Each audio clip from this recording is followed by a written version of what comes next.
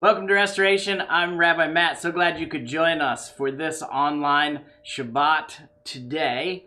We are supported by tithes and offerings, and you can give on the Restoration app and on shalomseattle.com. We're also continuing to encourage people to give to our Helping Others Fund, which so many of you have been so generous, both in our community and those here in Seattle, and those who are a part of our community by watching on our app and website and YouTube. Many of you have given, and we've been able to help support lots of people in this crazy season of COVID, which we pray will be over soon. And I mentioned a little last week, but wanted to reiterate that part of the reason why we're still not meeting together as a community is because the building that we share with North Seattle Church is still under renovations, and the renovations are coming along. And when those renovations are near completion, we'll be able to put together a plan to actually begin our live services again. But we appreciate you tracking with us through all of this crazy COVID and in this new series,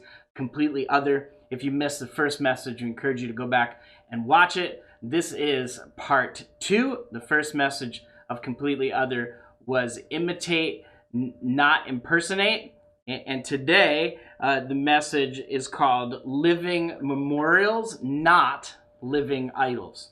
So to recap a little bit from last week, impersonating God is idolatry. You were created to be like him, but you were not created to be him. And the truth is, all sin, I believe, along with the rabbis, begins with idolatry.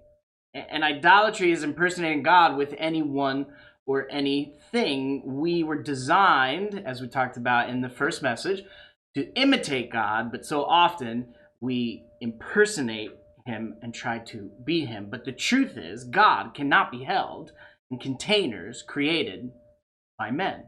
We talked about the word kadosh in Hebrew, which is most often translated holy, but is really, as we defined it, completely other. When God says, be holy for I am holy, he's saying to the Jewish people, be completely other because I'm completely other.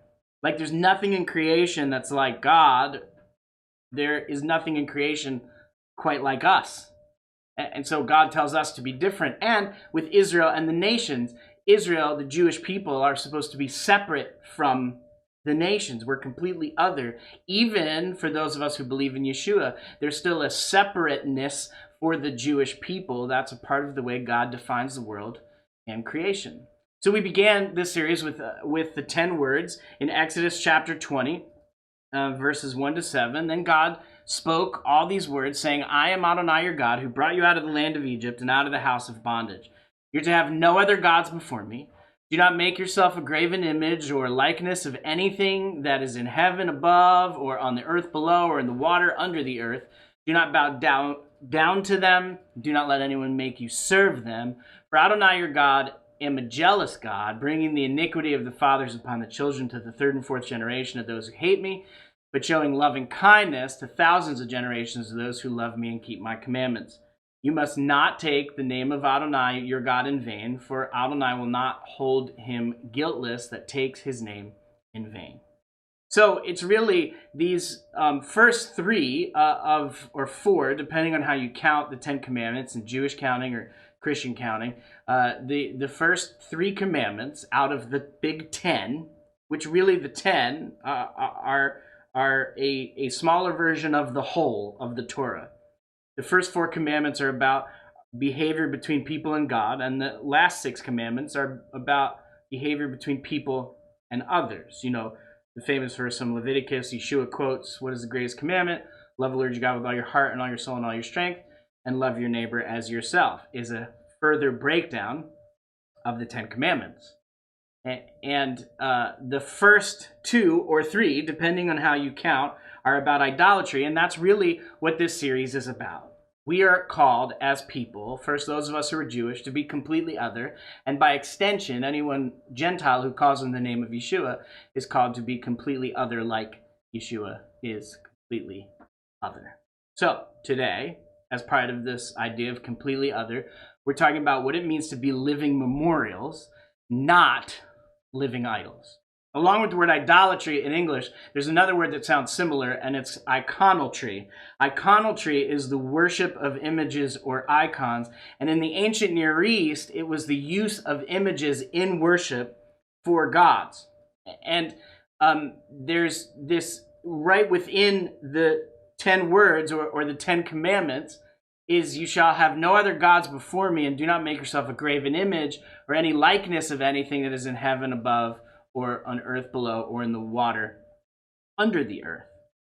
But it's interesting, and we're going to come to this in the weeks to come, is there's at least two instances where God commands images to be used in worship. One is the cherubim, the angels that are above the mercy seat in the Ark of the Covenant that was kept in the completely others of completely others, or the Holy of Holies in the temple. And the bronze serpent, the snake that Moses is commanded to make in Numbers 21. We're going to come to those in the next few weeks. But the only images that are allowed in the worship of the God of Israel are images he commands.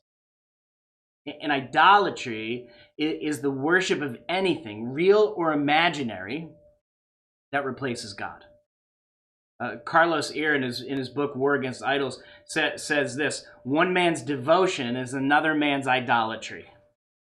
But what I think people misunderstand about idols, what I think I misunderstood before I prepared for this message, is idols, in order for a statue or something in creation, an image of something in heaven or in earth, to be considered an idol, according to the scriptures and according to God, is when it's consecrated properly for worship.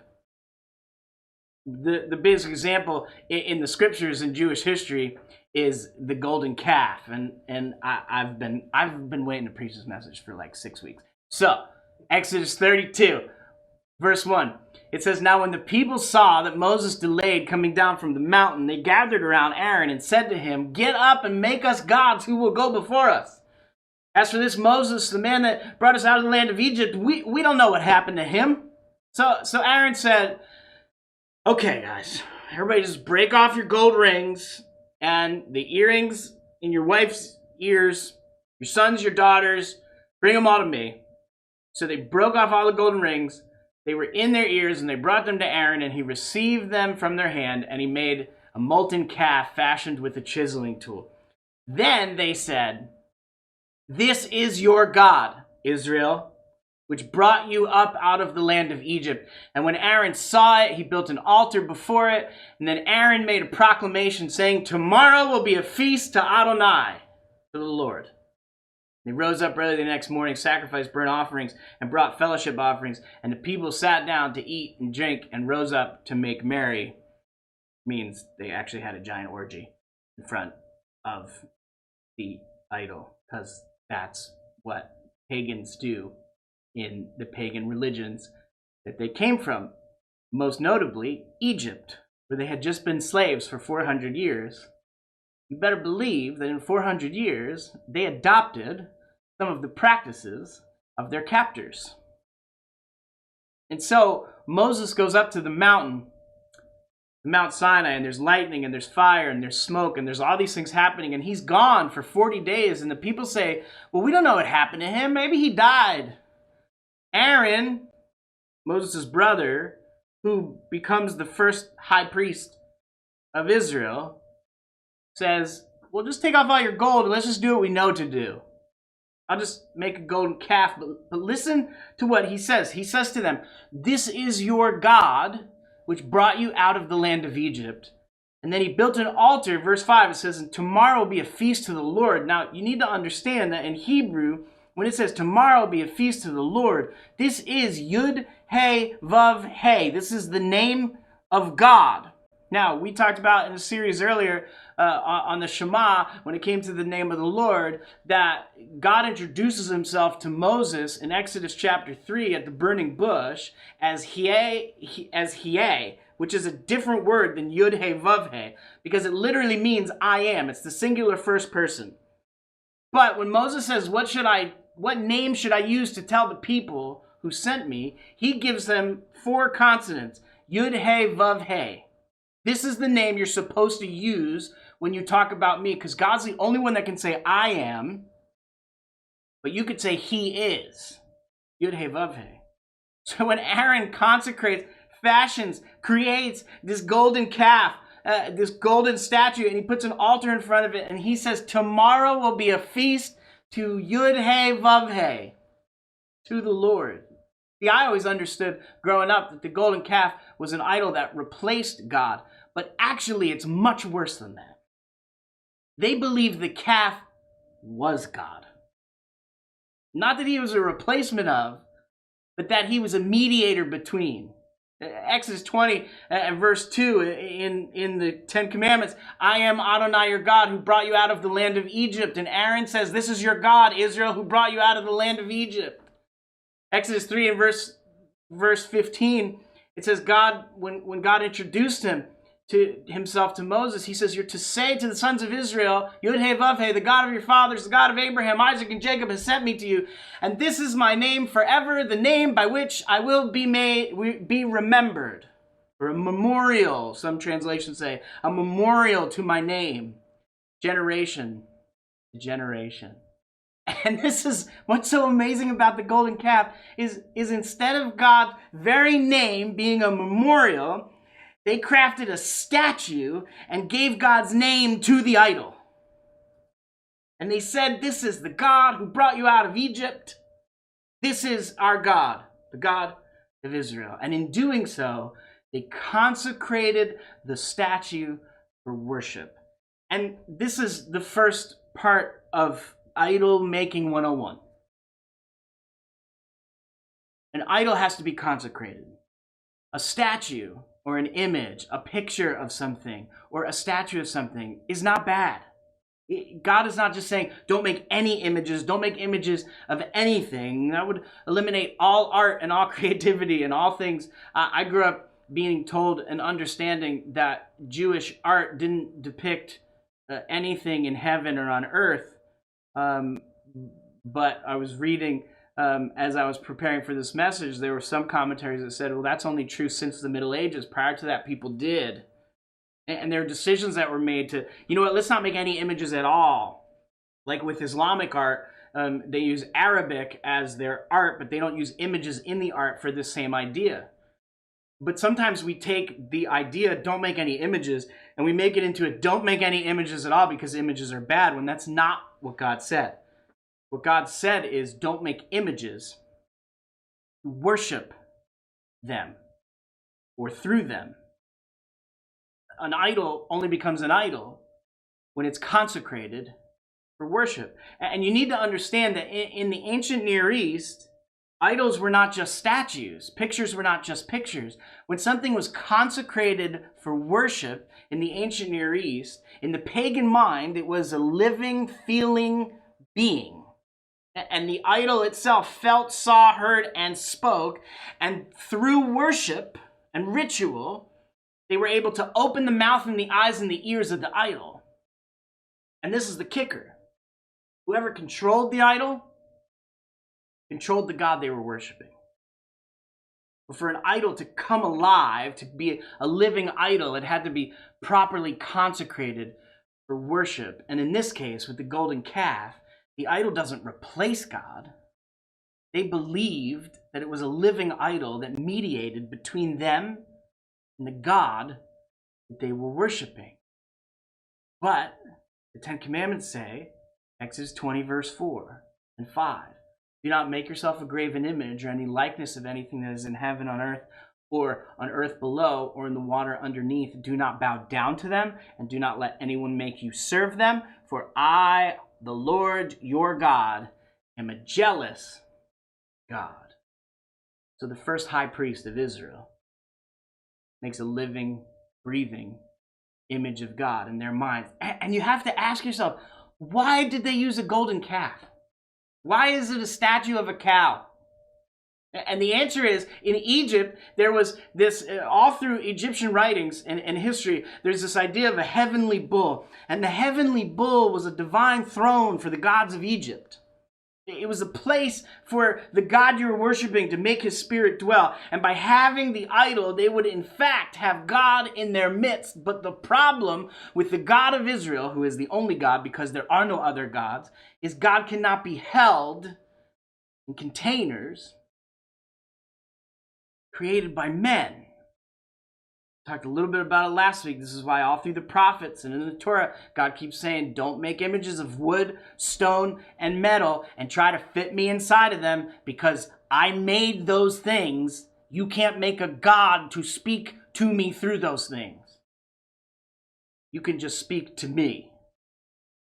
Idolatry is the worship of anything, real or imaginary, that takes the place of God. That becomes God or something we speak to God through. And I know because I've been there and I know some of you are there, we say prayers like we say to God, if God would just show me a miracle, if you would just show me a miracle, then I would believe you. But we know that's not true. Because the generation who built the golden calf saw like 13 miracles. They saw all the 10 plagues. They saw the water part right in front of them. They walked through on dry ground to get away from the Egyptians. They saw God in the form of fire and cloud, and they heard his voice, and they heard the sound of the shofar, and they were scared to go onto the mountain when Moses went up there. After seeing all of those things, their instinct was, we just need to make our own God. We could worship God. I mean, we're grateful. We're grateful that God took us out of Egypt. So in order to worship him, we just got to resort back to what we know. And what we know is we can make a living idol. And a living idol can be the eyes and the ears of the God who brought us out of Egypt. And of course, God is so angry. He says to Moses in Exodus 33, he says to Moses, I'm just done. I'm going to just destroy them. And everything I promised, I'll I'll fulfill everything I promised just through you. I'll just start over with you. And Moses argues back and forth with God. And the scripture says that God relented. And we have in our minds, and because of texts like that somehow prayer can change God's mind, which is a message we're going to come to in this series. If you can change God's mind, you're God. He's not. God's mind can't be changed. He knows the beginning to the end. Now, it doesn't mean don't pray. I know some of you are already freaking out, but you're going to have to wait for a message on prayer because, oh man, I think it's life-changing. The Torah itself, the law, is opposed to idolatry for two reasons. One, it violates the covenant. God said not to create idols because he knew we would want physical images, and he knew that something we make with our hands couldn't answer our prayers, and that if we believed that something we made with our hands could actually answer our prayers and it would challenge God's sovereignty, it actually makes us God. That something we make with our hands could answer our prayers. So God said, look, it's against the covenant. Moses comes down after the conversation and he's so angry he breaks the tablets and he has to go back up and get a new set. It might be the first time that something was downloaded onto a tablet. But okay. The second reason the Torah is opposed to idolatry is because it's useless. See, pagans believe that fertility and rain and health and all these different things can be controlled by idolatry. That if you are in physical control of the idol, of the God you worship, then that makes you in control of the God himself. But it doesn't work because idols are dead. They're not alive. But in the ancient Near East, they believed that they were living. But the problem is they're not. It's why God says there's no other God. Have no other God before me.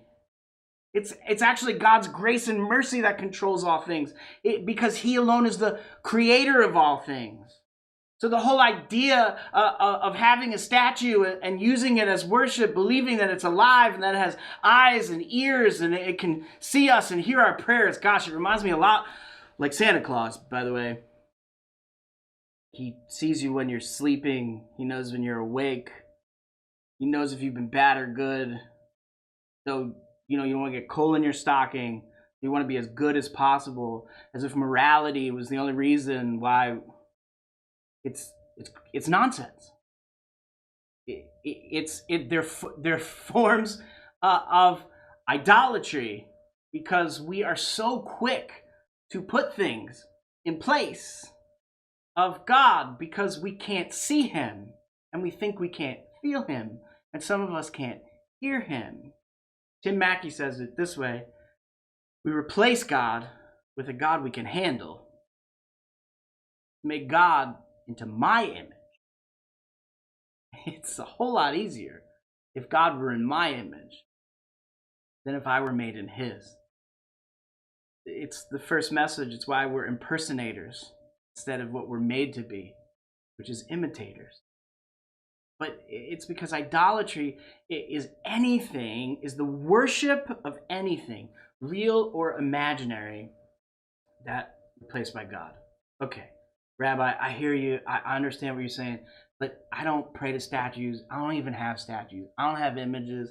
I don't like Santa Claus either. Like, I don't have any of these things, so I don't know why we have to even talk about this.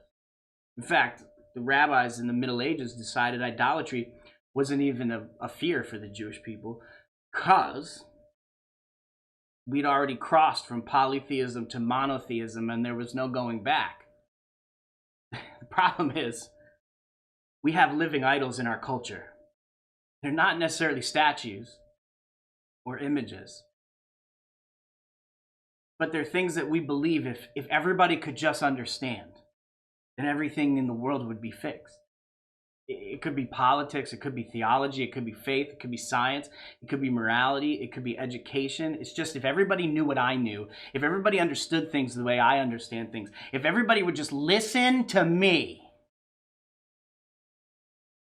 If my guy were in the Oval Office and not the other guy, if my team or my tribe or my team, my people, my group, if my group was in control, then if everybody could just understand my way of thinking, there's nothing wrong with any of these individual things. But it's the idea that everything could be fixed if everyone else would. It becomes a form of idolatry. We do it, listen, in the Messianic Jewish world, Messianic world, see this all the time. People will say to me, I know we're past Christmas, but people say to me, Jeremiah chapter 10 is about Christmas trees, because it says, do not bring a tree into your house and decorate it with gold and silver. And it's true, Jeremiah does say that. But Jeremiah 10 also says, in order to worship it. And I don't know any person that has a Christmas tree, any Christian that has a Christmas tree in order to worship the tree. The tree's not the problem. It's what we worship and who we worship. And if we can control any of these things, if we can control any of the things that we wish we could control, if my brand of theology if everybody could just listen to me and do it the right way, like I do it, then we become God. It doesn't mean there isn't right and wrong. It doesn't mean we can't have disagreements on things, but there's an attitude behind the things that we say and the things that we believe and the things that we teach and the things that we try to convince others of that kind of is on this line of, do you really believe that God is in control of all things? Or if he would just listen to you, then it could all be fixed. But God cannot be held in containers created by men. There's no time in the future where, according to the book of Revelation, we're all gonna stand in front of the great white throne, And there the people are with an altar in the middle with a lamb who was slain on the altar. And Revelation says we're gonna sing, "Holy, holy, holy is the Lord God Almighty, worthy is the Lamb that was slain." Nowhere in the prophecies of Revelation does it say, and then God will step forward and he will say, you know what the greatest thing that ever happened in the history of the world is? Democracy. Capitalism. It's not a matter of whether God is into something or not into something, even whether something is good for you or for the world, or maybe even better than other things. We just have a tendency to believe that where we are and who we are and the time that we're in is the best time ever. And people behind us were dumb. They didn't understand the things that we understand. And that if people would just listen to us. But idolatry is the worship of anything, real or imaginary, that replaces God. In the New Testament, Peter touches on this while he's writing to Jewish people. I talked about this in the first message as well from 1 Peter, but it says 1 Peter chapter 2, verse 4 says, "As you come to God, the living stone, rejected by men, but chosen by God and precious to him, you also, like living stones, are being built into a spiritual house to be a holy priesthood, offering spiritual sacrifices acceptable to God through Messiah Yeshua." Now, Peter is writing about the temple. He's writing to Jewish people. So he's using language they understand of the stones that were used to build the temple. And you yourselves are that stone being built into the temple like a set apart, like a completely other priesthood, the holy priesthood, where they offered sacrifices acceptable to God through Messiah Yeshua. In fact, Peter's name given to him by Yeshua is the Rock. And he spends a lot of time talking about stones in this chapter of his letter to Jewish people. In fact, he's the original Rocky. Eye of the tiger. Instead of living idols, Peter is saying to first century Jewish people, followers of Yeshua, but also to us, be living stones, or what stones are memorials. Be living memorials. He's saying Yeshua is a memorial himself, and we, like stones that are being built into this temple, are each stone is a living memorial. Now, a memorial is an object which serves as a focus for memory of something, usually a person who's died or an event. There are memorials like landmarks and art and sculptures and statues and fountains and entire parks and gravestones. We have all these things in history and in our time that we look at as memorials. In fact, Shabbat is a memorial.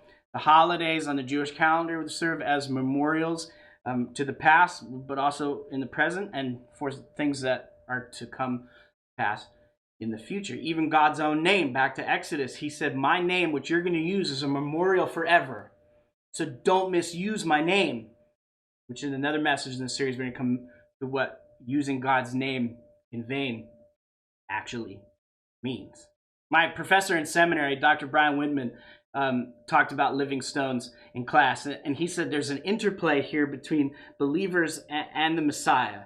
Believers are living stones along with Yeshua because we stand as memorials or emblems evidencing the manifestation of God's person displayed. Stones were erected before altars were placed in temples and high places, and they commemorated the event of a God manifested. And believers, as was with Messiah, stand in their habits and attitudes as evidence of the God displayed in their lives. If we behave in spurious ways, we discredit the God who is displayed in our lives. I can't have a relationship with that person because they believe differently than me. I can't post something on Facebook against about the political party that I'm not a part of, because that would be awful.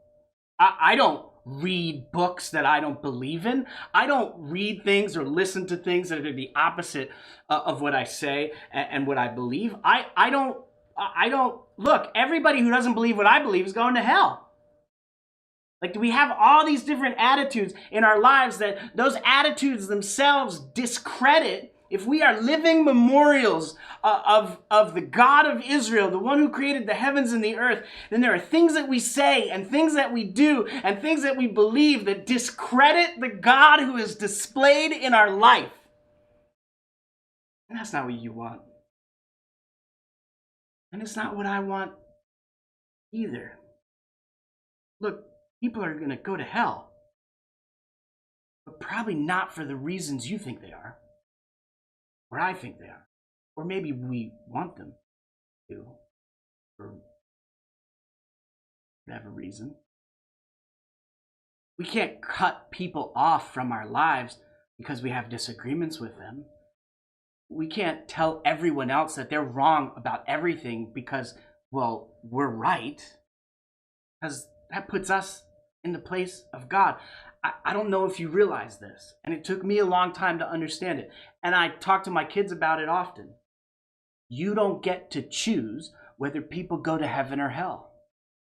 It's not your choice. It's not your responsibility. And even if you wanted to, God's not interested in your opinion. He is the only one who judges justly. Our job is to pray for grace and mercy. For ourselves, for family, and for friends, and even, Yeshua tells us, pray for our enemies. Peter continues in 1 Peter chapter 2 and verse 6. He says, for in Scripture it says, see, I lay a stone in Zion, a chosen and precious cornerstone. The one who trusts in him will never be put to shame. Now to you who believe, this stone is precious. But to those who do not believe, the stone the builders rejected has become the capstone, and a stone that causes men to stumble, and a rock that makes them fall. They stumble because they disobey the message, which is also they were destined for.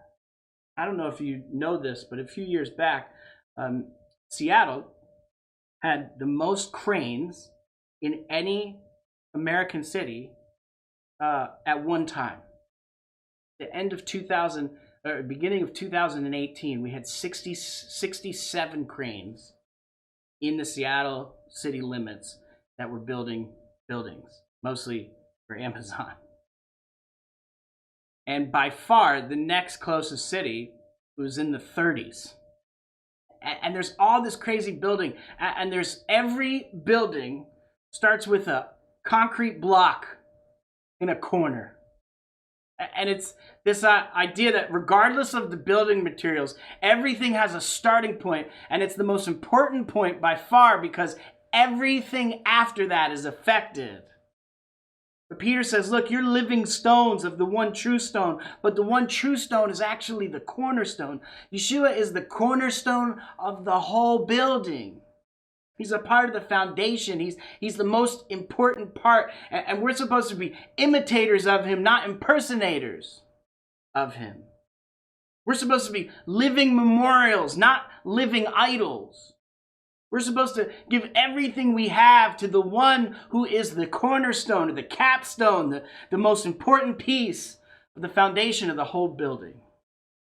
My professor, Dr. Brian Widman, said it this way: the cornerstone, these stones hold up the entire edifice as the temple building sits on the platform. Peter then presents Christ not only as a living stone, but as the cornerstone of the entire temple edifice. He holds up the entire display of the God he represents. And Peter's saying, like that is true of Yeshua, and Yeshua is the foundation of everything, so we, 1 Peter chapter 2 and verse 9. First, to the Jewish people, are a chosen people, a royal priesthood, a completely other nation, a people belonging to God, that you may declare the praises of him who called you out of darkness and into his wonderful light. Rabbi Lichtenstein, the Messianic luminary, said it this way: Yeshua will be a temple for those who believe in him and a stumbling block to those who deny him.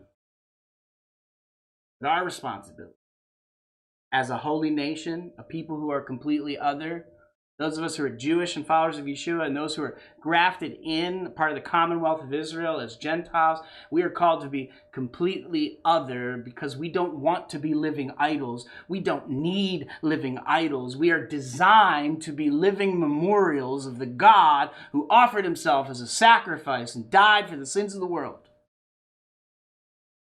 so that whoever believes in him can have eternal life.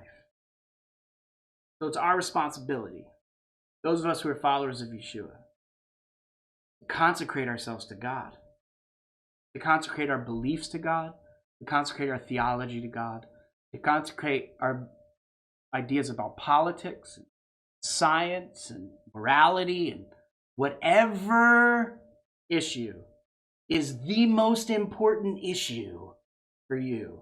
You better make sure, speaking to people who already claim to be followers of Yeshua, you better be sure that that idea is consecrated and submitted to God. And then we need to be living memorials, imitators, the one who offered himself for the sins of the world. I have such a hard time when, even in these last few weeks, people have commented and quoted, and I see all kinds of fights online. I see people challenge, why we're not meeting yet, as if it's because we're afraid or we lack faith, and it's none of those things. See, often, really what we do, we're going to come to this in a couple weeks when we talk about prayer. Really what we do is whatever we want, and then we ask God to bless it, instead of asking God what he wants and then doing that. And it doesn't mean decisions are always right, but we're supposed to be people who are consecrated to God and who give everything to God, not to ask him to bless it, but to ask him if it's even right in the first place, and submit ourselves to answers that we're not going to like because we're not God. I want to be a living memorial, and maybe some of you are listening who have not believed in Yeshua yet. And maybe it's because people have been such bad living memorials in your life of what a follower of Yeshua, Jesus, is supposed to be, that you don't want to be like those people. And I want you to hear from me, I don't want to be like them either. I want to be a living memorial to the only one in the history of the world who is God, gave himself in the form, the likeness of sinful flesh, but was without sin, and offered himself as a sacrifice so that you and I could be more like him. We're supposed to be consecrated to God. We're supposed to be living memorials to God. And I want to put to death living idols, because they're already dead anyway. And we're the ones that have given them life.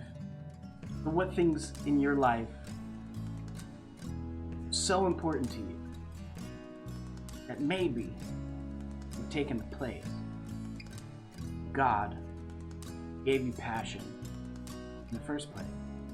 That thing. The thing's not bad. Don't get stuck. Thing. Peter ends that verse 2 and verse 9 with, "We are a chosen people, a royal priesthood, a holy nation, a people belonging to God, that you may declare the praises of him who called you out of darkness and into wonderful light." This is what living memorials do.